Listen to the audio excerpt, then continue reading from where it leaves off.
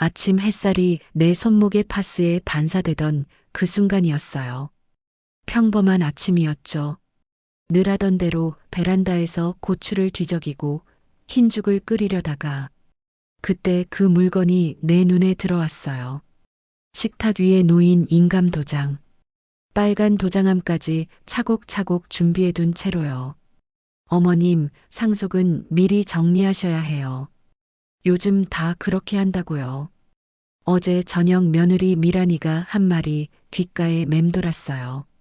틀린 말은 아니죠. 현실적이고 합리적인 말이었어요.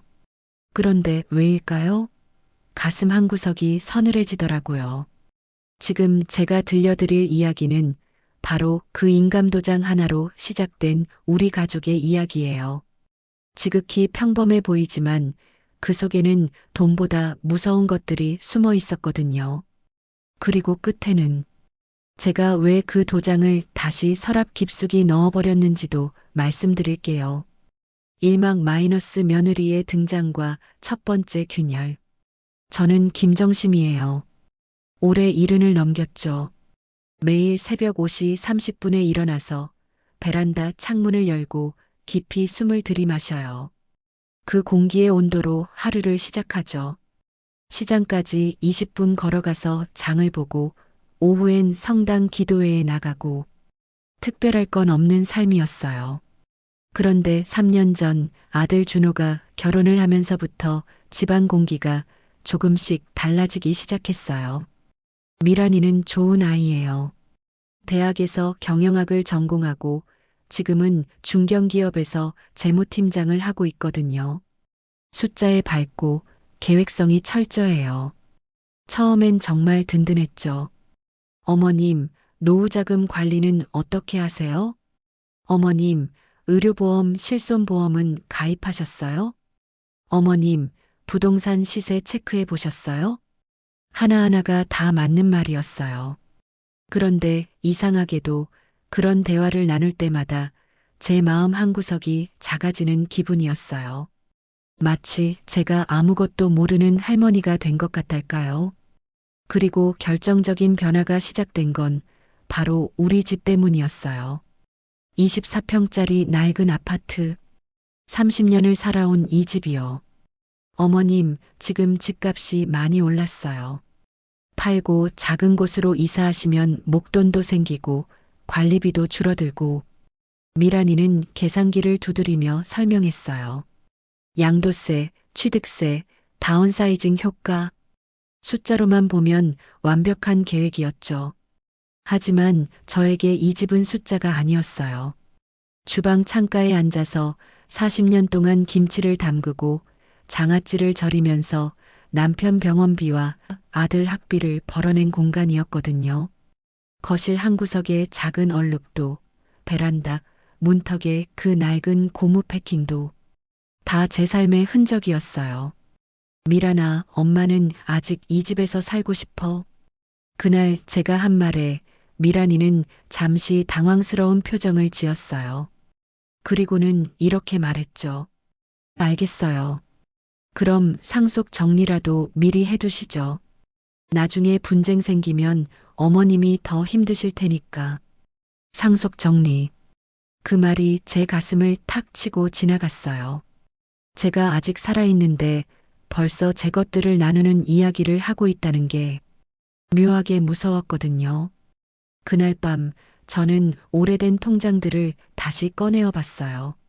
적금 통장, 예금 통장, 그리고 남편이 남긴 보험금이 들어있는 계좌까지 숫자들이 차곡차곡 적혀 있었지만 그 숫자들 뒤에 숨은 제 인생이 더 선명하게 보였어요. 새벽 3시까지 김치를 담가서 판 돈, 명절마다 반찬을 해서 팔아 모은 돈, 남편이 세상을 떠난 후 혼자서 악착같이 모은 돈들. 이걸 이제 남한테 맡겨야 하는 건가? 그 생각이 드니까 정말 잠이 안 오더라고요. 이막 마이너스 숨겨진 계획서의 발견. 일주일 후 제가 시장에서 돌아와 보니 미란이가 와 있었어요. 커피를 끓여주면서 말했죠. 어머님, 제가 상속 관련해서 몇 군데 알아봤는데요. 그러면서 두꺼운 파일을 꺼내더라고요. 표지에 김정심 상속설계안이라고 반듯하게 적혀 있었어요. 파일을 열어보니 정말 깜짝 놀랐어요. 제 재산이 항목별로 정리되어 있었거든요. 부동산, 예금, 적금, 보험금까지.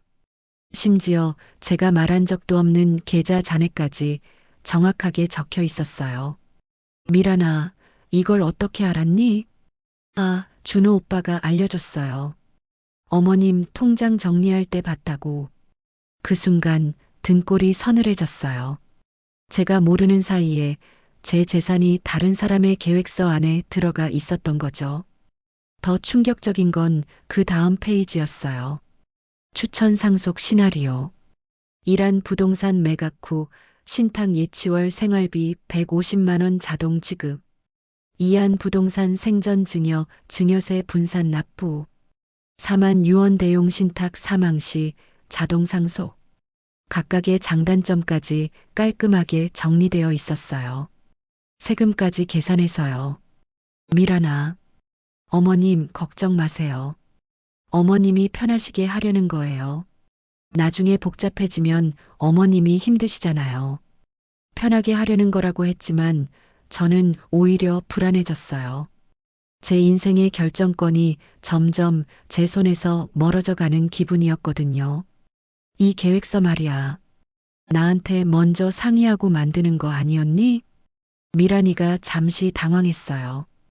그리고는 이렇게 대답했죠. 죄송해요. 그냥 준비만 해둔 거예요. 어머님이 싫으시면 안 하면 되고요. 하지만 저는 알 수 있었어요. 이미 미란이 머릿속에는 이 계획이 확실하게 자리 잡고 있다는 걸요. 그날 저녁 준호가 퇴근해서 들렀을 때 물어봤어요. 준호야, 넌 이 계획에 대해 어떻게 생각하니? 준호는 잠시 망설이더니 말했어요. 엄마, 미란이 말이 틀린 건 아니야. 미리 해두면 나중에 복잡하지 않고. 그래서 너도 찬성한다는 거야? 엄마가 결정하세요. 다만 현실적으로 생각해 볼 필요는 있는 것 같아. 현실적으로. 아들까지도 현실이라는 단어로 저를 설득하려고 하는구나. 그런 생각이 들었어요. 그날 밤 저는 오랜만에 남편 사진을 꺼내봤어요. 병상에서 제 손을 잡고 했던 마지막 말이 떠올랐죠. 여보, 우리 번 돈은 당신이 쓰고 싶은 대로 써. 누구 눈치 보지 말고. 그런데 지금 저는 제 돈을 쓰는 것조차 다른 사람의 허락을 받아야 하는 상황이 되어가고 있었어요. 산막 마이너스 은밀한 접촉과 배신의 징조. 며칠 후 집에 택배가 하나 왔어요. 보내는 사람은 법무법인 청담이더라고요. 제가 주문한 적이 없는데 말이에요. 상자를 열어보니 여러 서류와 함께 친절한 안내 편지가 들어 있었어요. 안녕하세요, 김정심 고객님. 상속 전문 법무법인 청담입니다. 고객님의 며느리분께서 사전 상담을 의뢰하셔서. 며느리분께서? 편지를 끝까지 읽어보니 미란이가 이미 법무법인에 제 상황을 상담했고 구체적인 상속 계획까지 의뢰한 상태였어요. 그것도 제 동의 없이 말이에요. 서류 뭉치 안에는 유언 대용 신탁 계약서 초안까지 들어 있었어요. 제 이름과 주민번호, 재산 목록이 이미 다 적혀 있는 채로요. 손이 떨렸어요. 그날 저녁 미란이에게 전화를 걸었어요. 미란아, 오늘 법무사무소에서 택배가 왔는데. 아, 그거요? 그냥 사전 상담 받아본 거예요. 어머님, 걱정 마세요. 아직 아무것도 정하지 않았어요. 그럼 왜 내 동의 없이 내 개인정보를 넘겼니? 잠시 침묵이 흘렀어요. 그리고는 미란이의 목소리가 조금 차가워졌죠. 어머님, 저는 어머님을 위해서 한 거예요. 준호 오빠도 알고 있었고요. 준호도 알고 있었다고? 그럼 나만 몰랐다는 얘기네. 죄송해요. 그냥 준비만 해둔 거예요. 전화를 끊고 나서 정말 화가 났어요. 하지만 화나는 이유가 복잡했어요. 미란이가 저를 속였다는 것보다는 제가 제 인생의 구경꾼이 되어가고 있다는 게 더 무서웠거든요. 그때 문득 이상한 생각이 들었어요. 혹시 미란이가 제 돈을 탐내는 건 아닐까? 아니에요. 미란이는 자기 일도 잘하고 준호도 직장이 안정되어 있어요. 굳이 제 돈이 필요한 상황은 아니죠. 그럼 뭘까요? 며칠을 생각해 보니 답이 나왔어요. 미란이는 통제하고 싶어 하는 거였어요. 저를, 제 재산을, 제 미래를 선의로 포장된 통제 말이에요. 그리고 그게 더 무서웠어요. 악이라면 맞서 싸울 텐데 선의로 포장된 통제는 어떻게 거부해야 할지 모르겠더라고요. 사막 마이너스 동네 사람들의 경고. 다음날 시장에 나갔는데 단골 아주머니가 심상치 않은 말을 하더라고요. 정심이 언니, 요즘 며느리가 부동산 중개소에서 우리 동네 시세 많이 알아본다던데? 네. 누가 그래요? 아, 부동산 사장이 그러는데 며느리분이 와서 언니 집 평수랑 비슷한 매물들 시세를 자세히 물어봤다더라고. 매각 일정까지 상담했다면서? 그 순간 머리가 띵했어요. 집으로 돌아와서 곰곰이 생각해 봤어요. 미란이가 저 몰래 부동산까지 알아보고 있었다는 거죠? 더 충격적인 건 그 다음이었어요. 며칠 후 성당에서 만난 김 권사님이 조용히 귀띔해 주셨거든요. 정심이 자매님 조심하세요. 요즘 며느리들이 시어머니 재산 관리한다면서 나중에 문제되는 경우가 많대요. 무슨 말씀이세요? 제 친구 얘기인데요. 며느리가 신탁이다 뭐다 해서 다 맡겼는데 나중에 보니까 자기들 명의로 다 넘어가 있었다더라고요. 법적으로는 문제 없다면서 어머니는 손도 못 대게 되고 그런 일이 있을까 싶어서 인터넷을 찾아봤어요. 요즘 배운 거거든요. 스마트폰으로 검색하는 거. 그런데 정말로 그런 사례들이 많더라고요. 며느리 상속 사기, 신탁 악용 사례, 노인 재산 관리 분쟁. 기사를 읽어보니 저와 비슷한 상황의 노인분들이 정말 많았어요. 선의로 시작된 재산 관리가 어느새 재산 빼앗기로 변해버린 사례들. 그날 밤 저는 정말 잠을 이룰 수 없었어요. 혹시 미란이도 그런 속셈이 있는 건 아닐까? 아들 준호도 알면서 모른 척하는 건 아닐까? 아니에요. 그럴 리 없어요. 미란이는 좋은 아이예요.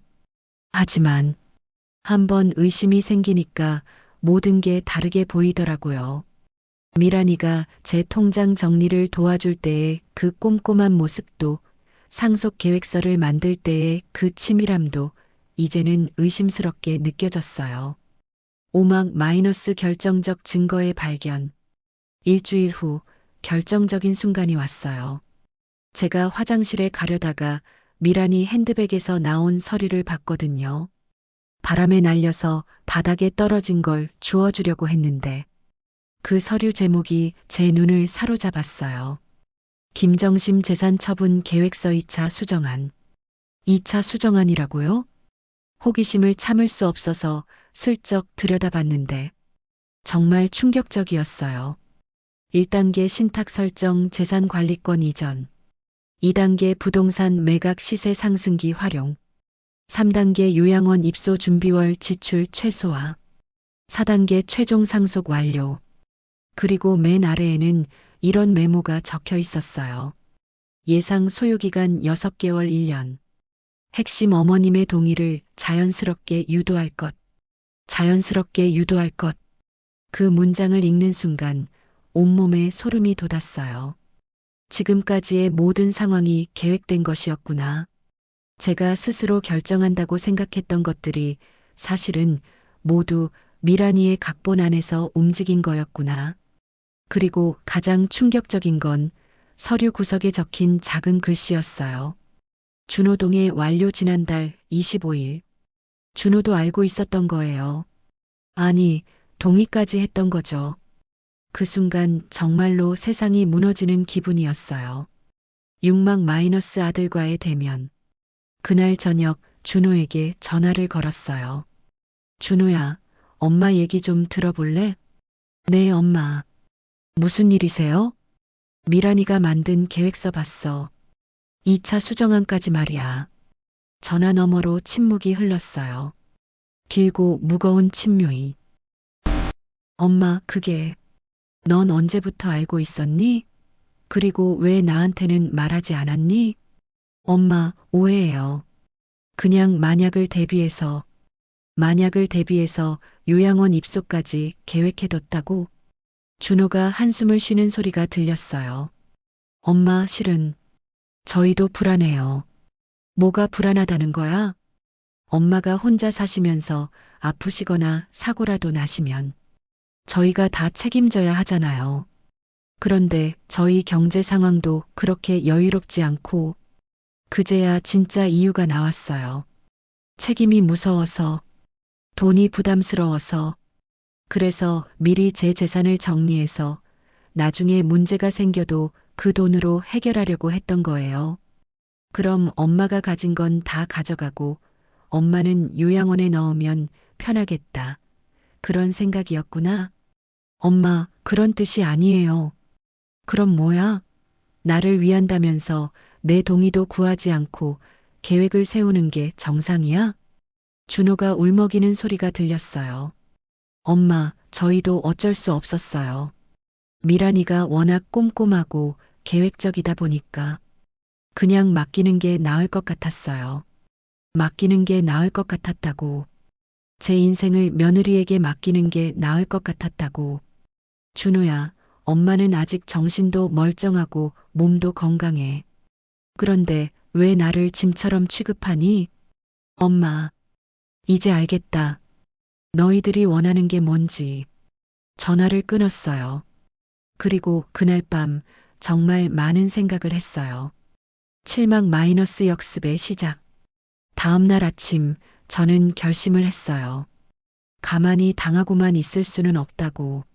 제 인생의 주인은 제가 되어야 한다고. 먼저 은행에 갔어요. 제 모든 계좌의 비밀번호를 바꾸고 인감도장도 새로 만들었죠. 그리고 법무법인에 전화를 걸었어요. 안녕하세요, 김정심입니다. 며느리가 상담받은 건에 대해서 문의드리고 싶은데요. 아, 네. 말씀하세요. 제 동의 없이 진행된 모든 상담을 취소하고 싶습니다. 그리고 제 개인정보 사용에 대해서도 문제를 제기하고 싶고요. 상담사가 당황하는 기색이역력했어요. 고객님, 하지만 가족분이 상담받으신 건데, 가족이라도 본인 동의 없이 개인정보를 제공할 수는 없는 거 아닌가요? 저도 인터넷으로 찾아봤거든요. 그날 오후 미란이에게서 급한 전화가 왔어요. 어머님, 법무사무소에서 연락이 왔는데, 무슨 일이세요? 당연한 걸 한 거야. 내일은 내가 결정하겠다고. 어머님, 오해가 있으신 것 같은데. 오해가 아니라 사실이지. 너희들이 나를 속이고 계획을 세웠잖아. 미란이의 목소리가 조금 날카로워졌어요. 어머님, 저희가 언제 속였다고 그러세요? 다 어머님을 위해서. 나를 위해서라면 나한테 먼저 물어봤어야지. 나는 아직 치매에 걸리지도 않았고 판단력도 멀쩡해. 그날부터 전쟁이 시작됐어요. 8막 마이너스 가족 전쟁의 심화. 미란이는 작전을 바꿨어요. 직접적인 설득 대신 준호를 통해 압박을 가하기 시작했죠. 엄마, 미란이가 많이 속상해해요. 선의로 한 건데, 선이라고 해서 다 용서되는 건 아니야. 하지만 엄마, 현실적으로 생각해 보세요. 나중에 정말 문제가 생기면 어떻게 해요? 그때 가서 생각하겠다. 그때는 너무 늦을 수도 있어요. 이런 대화가 계속 반복됐어요. 준호는 계속 현실을 이야기했고 저는 계속 자유를 이야기했죠. 그러던 어느 날 미란이가 새로운 전술을 써왔어요. 집에 와서는 눈물을 보이면서 말하더라고요. 어머님, 제가 뭘 잘못했는지 모르겠어요. 정말 어머님을 위해서 한 건데. 저는 그냥 좋은 며느리가 되고 싶었을 뿐이에요. 순간 마음이 흔들렸어요. 정말로 미란이가 선의로 했던 건 아닐까? 제가 너무 예민하게 반응한 건 아닐까? 하지만 그때 문득 미란이 핸드백에서 또 다른 서류를 보게 됐어요. 김정심 인지능력 평가서 정신과 상담 예약. 인지능력 평가서라고요? 제가 치매나 정신적 문제가 있다는 걸 증명하려고 했던 거예요. 그래서 제 판단 능력에 문제가 있다고 주장하려고요. 그 순간 모든 게 명확해졌어요. 미란이의 눈물도 준호의 걱정도 모든 게 연극이었던 거죠. 저를 정신적으로 무력화시켜서 재산을 합법적으로 관리하려고 했던 거죠. 그 서류를 보는 순간 정말 분노가 치밀어 올랐어요. 미란아, 네, 어머님? 이게 뭐야? 서류를 들어보였죠. 미란이의 얼굴이 순간 하얘졌어요. 그리고는 바로 변명을 늘어놓더라고요. 어머님, 그건 혹시 몰라서 준비해둔 거예요. 요즘 노인분들 사기 많이 당하시잖아요. 만약 그런 일이 생기면 법적으로 보호받으실 수 있게. 내가 사기를 당할까봐 걱정되는 거야. 아니면 내가 내 재산을 내 마음대로 쓸까봐 걱정되는 거야? 미란이가 말을 못하더라고요. 솔직히 말해봐. 너의 진짜 목적이 뭐야? 한참을 망설이더니 미란이가 드디어 본색을 드러냈어요. 사실은 저희도 걱정이에요. 어머님이 나중에 요양원에 들어가시거나 큰 병에 걸리시면 그 비용이 만만치 않거든요. 준호 오빠 월급으로는 감당하기 어려워요. 그래서 미리 어머님 재산으로 그런 준비를 해두면 나중에 저희가 부담스럽지 않을 거 아니에요. 드디어 진실이 나왔어요. 저를 돌보는 게 부담스러우니까 제 돈으로 제 노후를 준비해 두겠다는 거였어요. 그럼 내가 죽으면 남는 돈은 어떻게 하려고? 미란이가 잠시 머뭇거리더니 말했어요. 그건 당연히 준호 오빠가. 당연히? 네, 어머님의 아들이니까요. 그 순간 모든 게 명확해졌어요. 이 모든 계획의 최종 목적지는 결국 준호와 미란이었던 거죠. 구막 마이너스 이웃들의 증언. 그날부터 저는 본격적인 조사를 시작했어요. 먼저 동네 부동산에 가서 물어봤죠. 사장님, 며느리가 여기 와서 우리 집 시세 알아봤다면서요? 아, 네. 매각 시기까지 상담받아 가셨어요. 급하게 팔아야 하는 사정이 있으시냐고 물어보시더라고요. 급하게요? 네. 6개월 안에 처분하려면 어떻게 해야 하냐고. 6개월. 미란이의 계획서에 적힌 예상 소요기간과 정확히 일치했어요. 다음은 은행에 갔어요. 제 계좌 거래 내역 좀 확인해 주세요. 혹시 다른 사람이 제 정보를 열람한 적 있나요? 은행 직원이 확인해 보더니 말하더라고요. 고객님, 지난달에 가족분이 오셔서 잔액 조회하고 거래 내역도 출력해 가셨네요. 제 동의서를 받았나요? 그건 좀. 가족이라는 이유로 제 개인정보가 무방비로 노출되고 있었던 거예요. 그리고 결정적인 증거를 발견한 건 성당에서였어요. 김 권사님이 조용히 말씀해 주시더라고요. 정심이 자매님, 며느리분이 다른 교인들한테 물어보고 다니더라고요. 시어머니 요양원 보낼 때 어떤 절차가 필요한지. 정말요? 네. 그리고 요양원비 지원받을 수 있는 방법도 알아보고 자매님이 치매 진단받으면 더 쉽게 들어갈 수 있다고 하더라고요. 치매 진단. 그래서 정신과 상담 예약까지 잡아뒀던 거구나. 모든 퍼즐이 맞춰지는 순간이었어요. 신막 마이너스 준호의 배신. 그날 저녁 준호를 불렀어요. 준호야, 엄마랑 솔직한 대화 좀 하자. 네, 엄마. 너도 미란이 계획에 동의했다며? 준호가 고개를 숙였어요. 네. 왜? 한참을 망설이더니 준호가 진실을 털어놨어요. 엄마, 솔직히 말씀드릴게요. 저희 부부 월급 합쳐도 400만 원이에요. 거기서 대출 이자 빼고 생활비 빼면 엄마 용돈 드리기도 빠듯해요. 그래서 만약 엄마가 아프시거나 요양원에 가셔야 하면 그 비용을 저희가 어떻게 감당해요? 월 200만 원씩 나가는데 내 돈이 있잖아. 하지만 그걸 엄마가 다른 데 써버리시면 어떻게 해요? 사기라도 당하시면? 그럼 사기 당하지 않게 조심하면 되지. 왜 아예 내 돈을 뺏어가려고 해? 준호가 울먹이면서 말했어요. 엄마, 뺏어가는 게 아니에요. 엄마를 위해 쓰려고 하는 거예요. 내가 죽고 난 다음에 그건 솔직히 말해봐. 내가 죽으면 그 돈으로 뭘 하려고?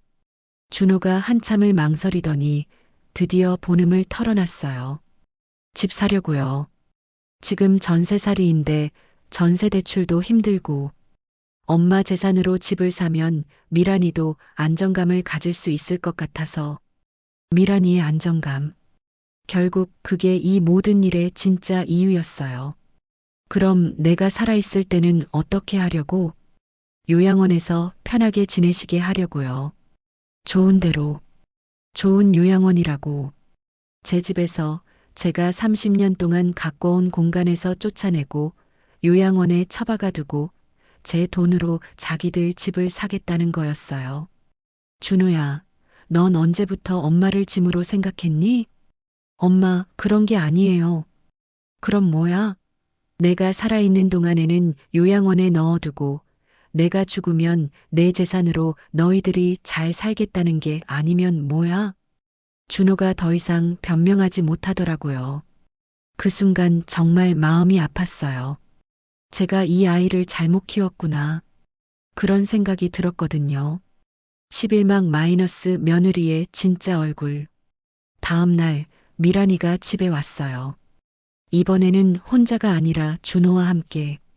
어머님, 저희가 진지하게 말씀드리고 싶은 게 있어요. 무슨 말? 미란이가 서류 뭉치를 꺼내더라고요. 어머님, 이제 더 이상 미룰 수 없을 것 같아요.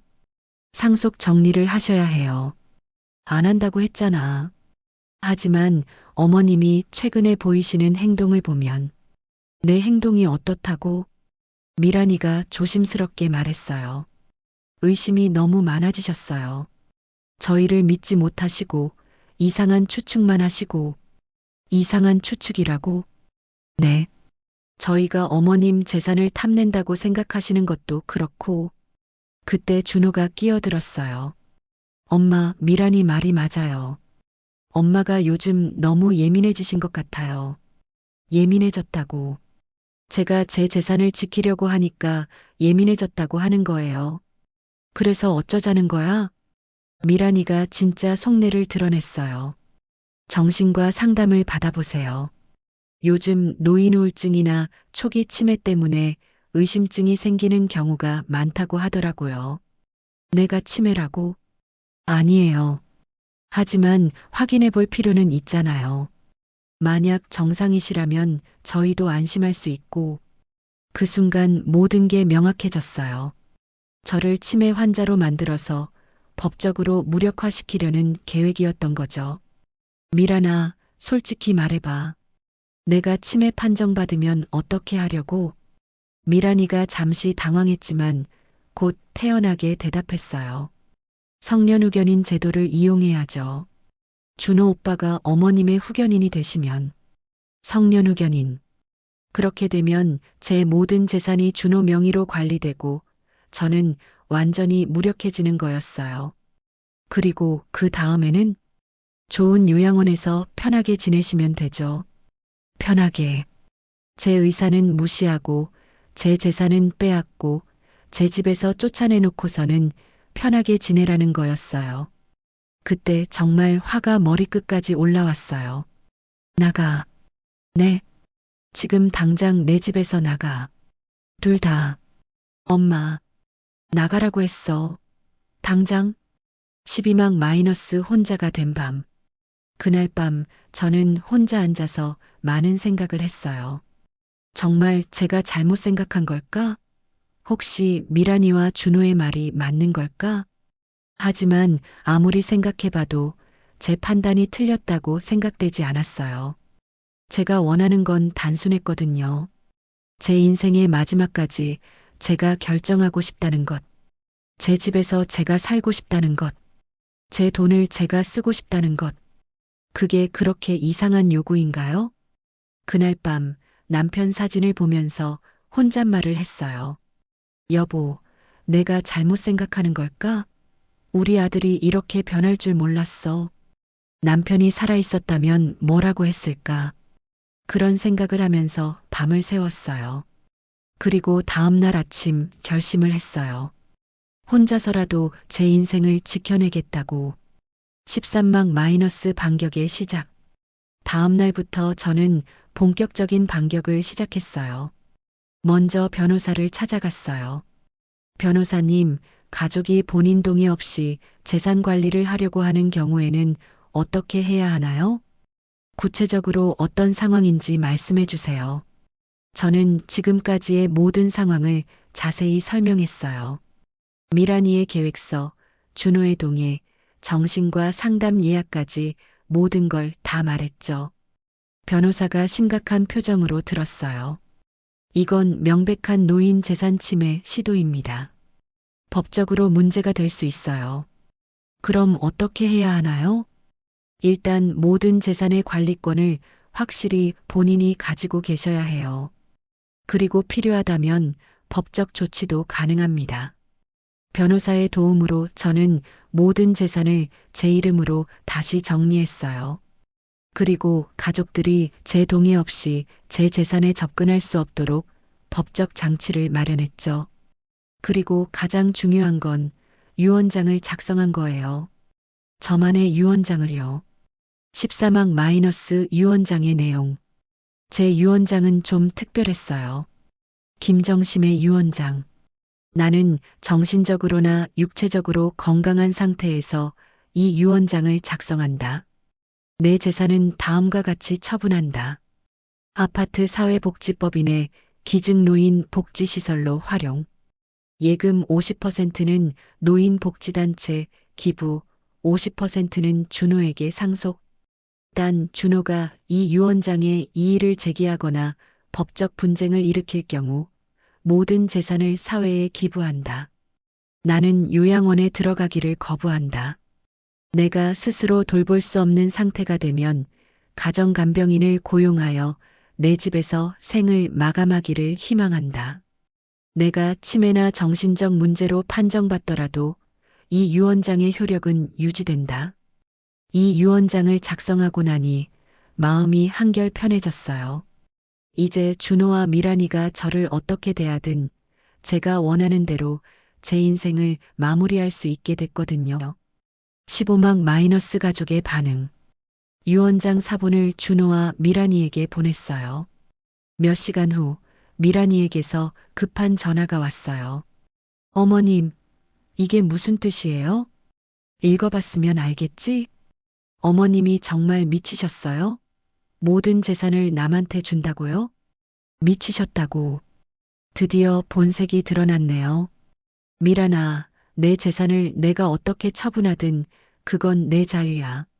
하지만 가족이 있잖아요. 준호 오빠는 어떻게 해요? 준호는 절반을 받게 되어 있어. 충분하지 않나? 절반이라고요? 집까지 합치면 억대인데 절반만.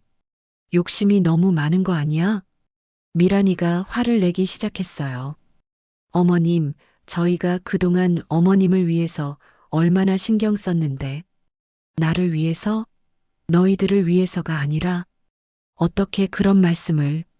미란아, 솔직히 말해봐. 너희들이 원하는 게 뭐야? 내 재산이야? 아니면 정말 내 행복이야? 미란이가 한참을 침묵하더니 드디어 진심을 털어놨어요. 둘 다예요. 어머님도 편하시고 저희도 안정되면 좋잖아요. 그런데 지금까지 한 일들을 보면 너희들 안정이 우선이었던 것 같은데? 미란이가 더 이상 대답하지 못했어요. 16막 마이너스 아들의 마지막 시도. 그날 저녁 준호가 혼자 찾아왔어요. 엄마, 우리 진짜 마지막으로 얘기해봐요. 무슨 얘기? 엄마가 정말 원하는 게 뭐예요? 저는 차분하게 대답했어요. 내 집에서 내가 원하는 대로 살다가 내가 원하는 때에 죽고 싶어. 그럼 저희는 어떻게 해요? 너희들 인생은 너희들이 책임져. 왜 내 인생까지 너희들이 결정하려고 해? 준호가 눈물을 보였어요. 엄마, 저는 그냥 걱정돼서 그래요. 엄마가 혼자 계시면서 아프시거나 위험한 일이 생기면. 그럼 그때 와서 도와줘. 미리 내 자유를 빼앗을 생각 말고. 하지만 미란이는 내 딸이 아니야. 너의 아내지. 그 아이의 불안감을 내가 왜 책임져야 하니? 준호가 고개를 숙였어요. 엄마, 그럼 정말 유언장대로 하실 거예요? 응. 내 재산이니까 내가 결정하는 거야. 그럼 저는 어떻게 해요? 내가 번 돈으로 내 인생 살아. 당연한 거 아니야? 준호가 한참을 생각하더니 말했어요. 알겠어요, 엄마. 그럼 앞으로는 엄마 일에 간섭하지 않을게요. 정말이야? 네. 대신 엄마도 혼자 계시면서 정말 위험한 일이 생기면 연락 좀 해주세요. 그 말에 제 마음이 조금 누그러졌어요. 그래, 그 정도는 할 수 있지. 17막 마이너스 다시 찾은 평화. 그렇게 한 달이 지났어요. 미란이는 더 이상 제 집에 오지 않아요. 준호는 일주일에 한 번씩 안부 전화를 하고 가끔 들러서 무거운 것들을 들어주고 가죠. 예전처럼 제 일에 간섭하지는 않아요. 저는 다시 평범한 일상을 되찾았어요. 새벽에 일어나서 베란다 창문을 열고 시장에서 장을 보고 성당에서 기도하고. 그런데 이상한 건 예전보다 더 행복하다는 거예요.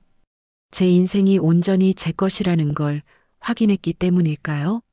며칠 전에는 동네 아주머니가 찾아와서 그러더라고요. 정심이 언니, 요즘 표정이 너무 밝아졌어요. 무슨 좋은 일 있어요?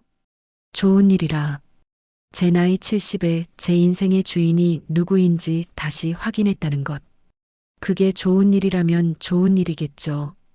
그리고 지금 저는 식탁 위에 있는 인감도장을 다시 서랍 깊숙이 넣어두려고 해요. 당분간은 쓸 일이 없을 것 같거든요. 제 재산은 제가 지키고 제 인생은 제가 결정할 거예요. 마지막까지요. 혹시 이 이야기를 듣고 계시는 분 중에 저와 비슷한 상황에 계신 분이 있다면 꼭 기억해 주세요. 나이가 들었다고 해서 자신의 인생을 남에게 맡겨야 하는 건 아니라는 걸.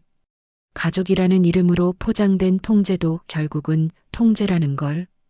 그리고 무엇보다 자신의 인생의 주인은 끝까지 자신이어야 한다는 걸. 이상 김정심의 인감도장 이야기였습니다.